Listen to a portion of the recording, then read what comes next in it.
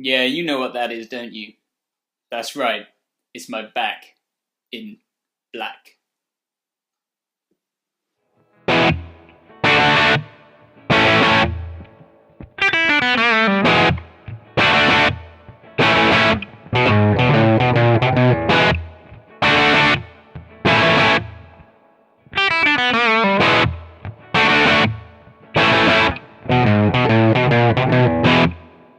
Hi guys, it's Paul here from Crowborough Guitar Tuition, and we're back this week with another classic riff. And this week, you may have already picked up, it is Back in Black. I'm sorry for my tenuous introductions; they're getting worse and worse each week. But this is a great song. Even if you only know a few chords, an E, an A, and a D, you can probably begin to pull this song off. So let's have a look at it. The introduction, just before the riff kicks in, you might hear on the recording, there's just some muted guitar parts where the Angus Young is just muting the strings and going. So just to achieve that effect, just put your hands on the strings so that no sound comes out when you hit them. And when you, to do it, do strum across all the strings on the first strum and then just these bottom two, and then alternate between that.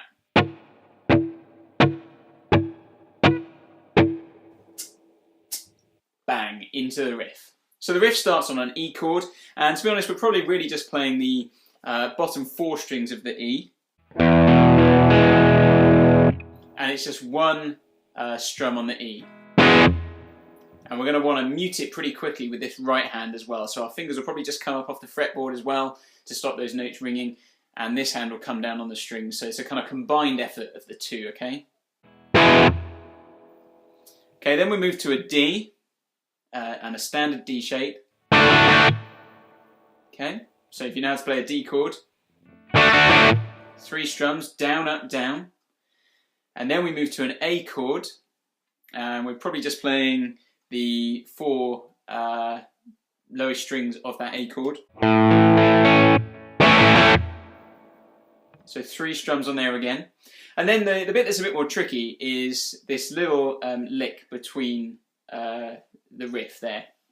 The way I play it is I use my third finger on the high E string, fretting at the G, and I use alternate picking for this, and we strum that, and then we come off to an open string, and then we come down with our third finger on the third fret of the B string, and then off again to an open string. So that would sound like this.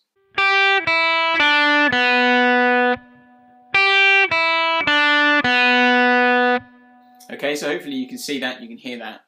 And then we've got this little bend, and now the timing of the bend is quite important. People can often get this wrong. I use my first finger to do that. You might find that it's easier if you use your second finger with a first finger behind it, because it's a bit harder to bend down here and your first finger might not be strong enough, but I've kind of hit a point where it's kind of okay. So when you do that, what you have is...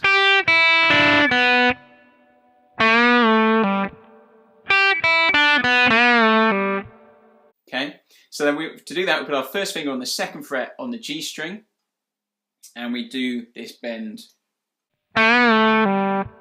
So we bend, and then at the end we pull off to an open G.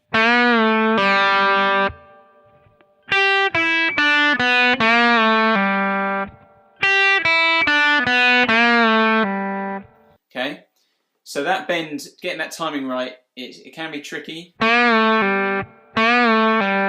Hopefully you can hear that. Okay, so it's quite simple, but just tricky to get your fingers around at first. Then the riff repeats. We have the E, the A, the D, and then we've got this other kind of riff that walks up the neck. Now I've seen people play this in different ways, and I'm going to teach you the way I play it. I don't know if it's probably not the easiest way to do it, but it's good for stretching your fingers and kind of just improving the use of that fourth finger a bit. So after you've done the E, D and A again, we have this riff that goes.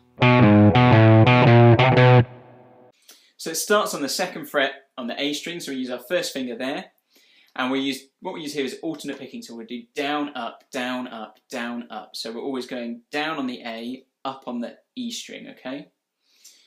So 2nd fret on the A, and then we come up to the 4th fret on the E, then back to that 2nd fret. So we always keep coming back to this 2nd fret on the A. So we go up to the 5th fret with our 4th finger there. And then we keep going, alternating up through the 6th fret, back to the 2nd fret, up to the 7th fret, back to the 2nd fret. So we have. So it will mean moving your hand a little bit between to get that stretch. But I use my 4th finger for the 5th fret, for the 6th fret, and the 7th fret. So I work for all of those and use it up strums as I come onto those notes. Okay. So putting that together after the chords, you have.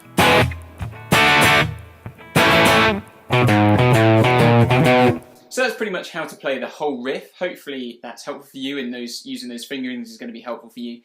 In terms of getting an AC/DC sound, actually it's surprising how little gain and distortion Angus Young actually uses. He actually has a relatively clean sound. I've tried to do that a little bit with the amp I'm using at the moment, but I've not fiddled much with the settings I had anyway.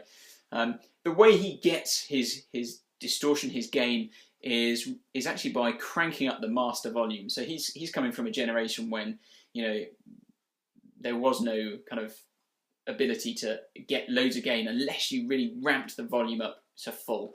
And that's basically what he would do, and that's why you get that distorted sound. So it's actually a relatively, he's not using, you know, if you've got an amp with a gain setting and a master volume kind of setting, you're probably going to get nearer the sound by keeping the gain lower and cranking the master volume rather than putting loads of gain in and stuff. He's actually got a very clean sound. So experiment with it, have a try.